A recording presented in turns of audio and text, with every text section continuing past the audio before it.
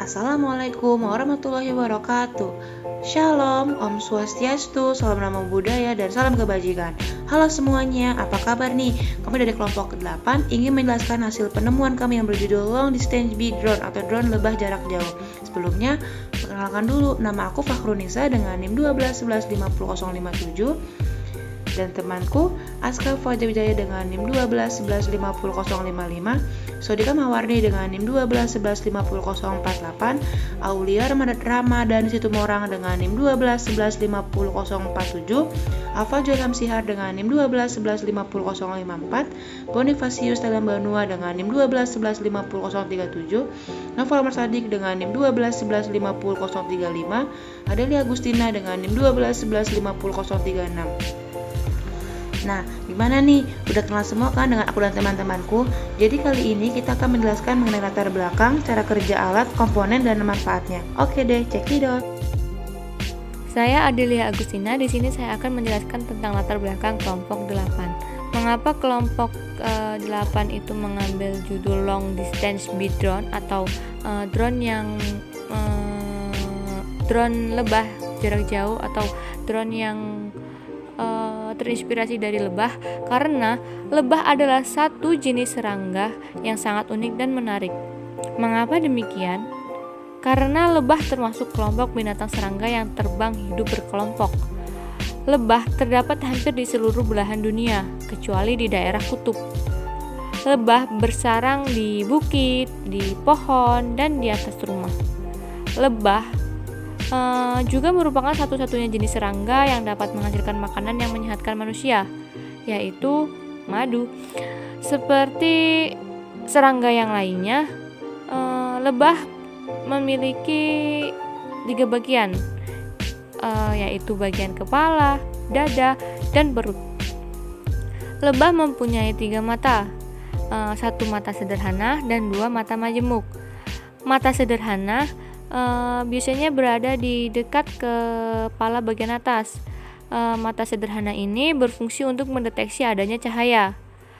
Kemudian 2 mata majemuk yang besar itu hampir menutupi seluruh permukaan kepalanya. Hal yang membuat lebah lebih tepat dipilih daripada serangga lain karena lebah dapat terbang dengan kecepatan mencapai 20 km per jam. Sayapnya membuat lebih bisa terbang seperti helikopter. Lebih memiliki pola terbang yang stabil dan teratur ke arah depan, mundur, ke samping, bahkan diam di satu tempat di udara. Hal ini yang membuat lebah sangat ideal untuk dijadikan sebuah drone, karena ukurannya kecil dan juga dapat terbang ke atas, ke bawah, ke kanan maupun ke kiri dengan stabil. Baik, selanjutnya saya Aska akan menjelaskan cara kerja drone lebah ini. Drone lebah ini akan bekerja menggunakan konsep Internet of Things, di mana Internet of Things berupa jaringan internet yang dapat mengkomunikasikan antar benda-benda elektronik dan virtual yang ada di sekitarnya. Pertama-tama, drone ini akan dipasangi dengan modem yang berfungsi untuk menyalurkan data ke smartphone pengguna secara berkala.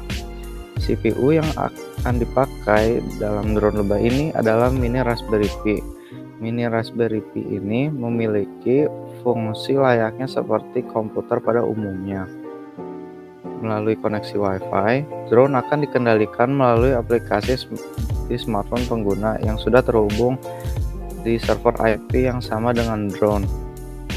Lalu, pengguna dapat memantau aktivitas drone secara real-time di aplikasi smartphone tersebut dengan fitur fungsi on-off drone, start-stop tracking, GPS, riwayat, kamera, instrumen drone, dan menutup aplikasi tersebut.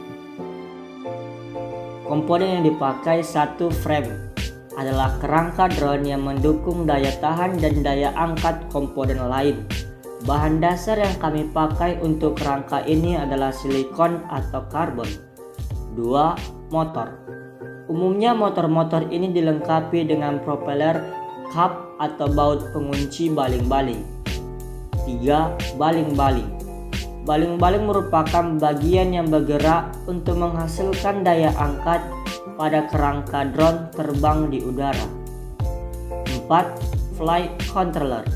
Berfungsi untuk mengumpulkan berbagai informasi dari ketinggian, arah angin, kecepatan, arah terbang dalam keadaan yang diharapkan.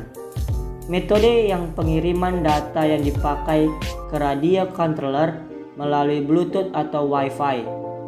5. Radio controller. Alat pengendali jarak jauh atau disebut juga radio controller melalui gelombang suara yang disalurkan melalui antena. Tidak jauh berbeda dengan flight controller. Oke, selanjutnya ada nomor 6 yaitu sensor. Sensor adalah perangkat yang berfungsi untuk mengumpulkan data dari kerangka drone tersebut dan mengumpulkannya di flight controller. Ketujuh ada motherboard. Perangkat ini adalah media yang menyimpan program-program yang mengatur gerakan atau fungsi perangkat lainnya. Kedelapan ada electronic speed controller. Perangkat ini berfungsi untuk mempercepat pemrosesan dan penyaluran data dari perangkat ke perangkat lainnya. Kesembilan ada baterai. Baterai merupakan media yang menampung daya listrik yang akan digunakan untuk menyalurkan data dari perangkat ke perangkat lain. Baterai yang kami pakai dalam drone ini adalah baterai mini seperti baterai NH010, E010 ataupun JJRC H36. Yang ke-10 ada kamera. Alat yang digunakan untuk menampilkan dan mengumpulkan gambar. Pada kamera yang kami pakai saat ini cukup dengan kualitas lensa smartphone, biasa sekitar 5-8 megapiksel. Nah, drone lebah jarak jauh ini memiliki beberapa manfaat. Yang pertama ada di bidang lalu lintas. Drone dapat membantu mengontrol lalu lintas dari ketinggian dan dapat merekam padat atau tidaknya jalanan serta apakah ada peristiwa seperti kecelakaan lalu lintas. Yang kedua ada jurnalisme, seperti mengirim drone di daerah peperangan untuk mengetahui secara live apa yang sedang terjadi karena mengirimkan langsung wartawan dan kameramen tentunya resikonya sangat membahayakan. Yang ketiga ada perfilman atau syuting. Drone bisa digunakan untuk membawa kamera dalam proses pengambilan gambar spektakuler yang dibutuhkan. Yang keempat ada pemetaan atau mapping. Drone bisa membantu pemetaan karena biaya drone bisa lebih murah dan kerja pemetaan bisa lebih ringan saat bertemu dengan medan sulit dijangkau. Dan yang terakhir ada militer. Penggunaan drone di bidang militer mulai masif dilakukan. Drone sangat efektif untuk strategi perang, mengawasi musuh hingga menjadi mata-mata, pengumpulan informasi, dan juga mengikuti target atau menyerang musuh dengan cepat.